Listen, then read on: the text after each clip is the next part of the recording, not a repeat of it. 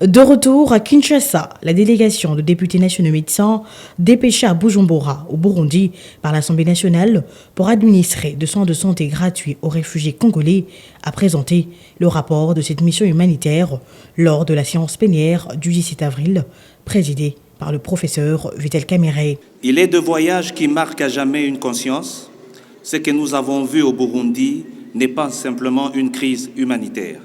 C'est un cri silencieux, un appel désespéré de nos frères et sœurs, exilés de force par la guerre, relégués à l'oubli dans les camps des Chichemere et Guiaro. Nous avons rencontré des enfants qui ne connaissent plus le goût d'un repas complet, de mères qui accouchent sans assistance, de familles séparées, des hommes qui regardent le vide sans espoir. Leur seule faute, être nés sur un territoire ravagé par la violence, causée par une guerre d'avidité, un conflit hégémoniste et géopolitique. La santé maternelle est une tragédie. Aucune échographie, aucun suivi, aucune dignité. Le médicament manque cruellement. Les maladies les plus bénignes deviennent mortelles.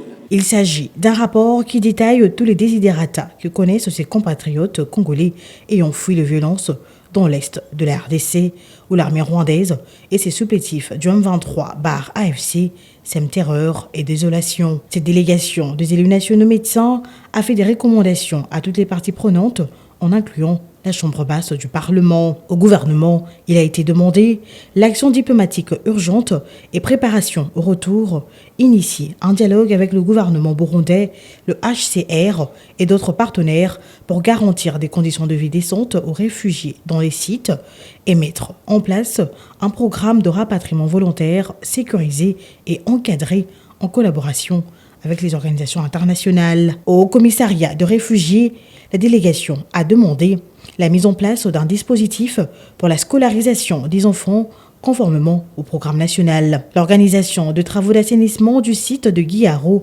exposé aux inondations dues aux pluies diluviennes ou aménager un nouveau site à une distance raisonnable de Bujumbura. À l'Assemblée nationale congolaise, un plaidoyer parlementaire, inscrire la question de réfugiés congolais à l'agenda prioritaire de l'Assemblée nationale avec des séances plénières spécifiques sur les sujets. La création d'un fonds pour réfugiés allouant un budget national dédié à l'assistance aux Congolais vivant en exil, spécialement les réfugiés.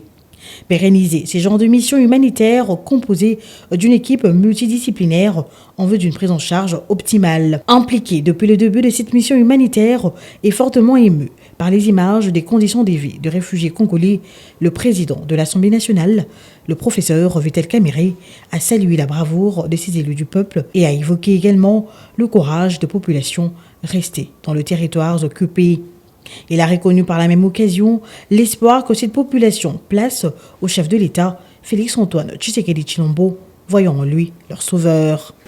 Au nom de tous les députés nationaux, je voudrais que tous ces compatriotes sachent que nous ne les oublions pas et que des efforts continuent à tous les plans pour que la paix qui nous est si chère soit intégralement et durablement restaurée.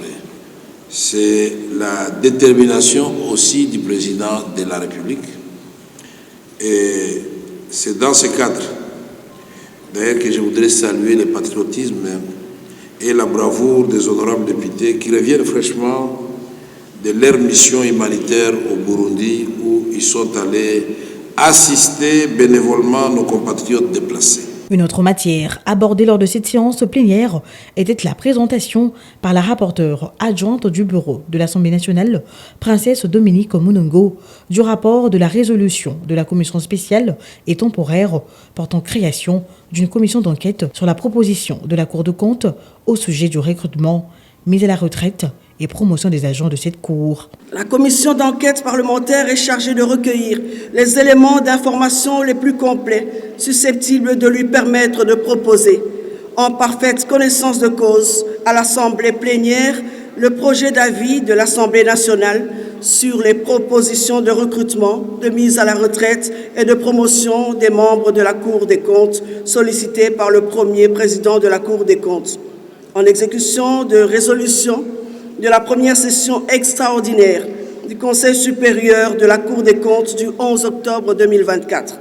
Après débat et délibération, la plénière a adopté cette résolution. S'agissant du projet de loi portant autorisation de la prorogation de l'état de siège sur une partie du territoire, première matière abordée lors de cette séance plénière, sur le 343 députés nationaux, 304 ont voté oui, 34 contre et 5 abstentions.